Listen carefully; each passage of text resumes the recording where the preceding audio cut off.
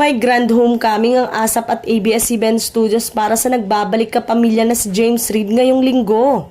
Umpisa pa nga ng linggo ay may pa-teaser na ang Kapamilya Sunday Noontime Show sa kanilang social media account para sa nasabing homecoming. The ASAP stage is set para sa isang grand kapamilya homecoming. Abangan ngayong Sunday 12 noon, 10/6/24, say nila sa kanilang caption. Hula ng mga netizen ay sina Sarah Geronimo at Angel Locsin, pero sa bagong post ng ASAP nitong Huwebes, October 3 ay nireveal nila na lalaki ang tinutukoy nila sa teaser na nagbabalik daw bilang kapamilya. Say nila sa kanilang latest post, he is back as a kapamilya. Abangan ngayong Sunday 12 noon, live na live sa ASAP.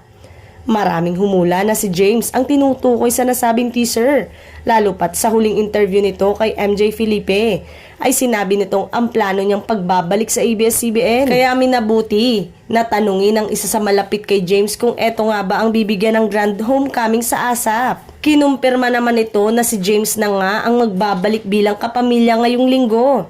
Sa pagbabalik nga ni James ay muling nagdagdagan ng A-lister ang ABS-CBN Studios. Una nang ginulat ng singer-actor na inireveal nito ang kanyang pagbabalik sa ABS-CBN. I actually plan to work a lot with ABS. Oo, may mga talakayan na. Anya, excited si Reid at ibinunyag na nagsimula na ang mga meeting ng ABS-CBN executive.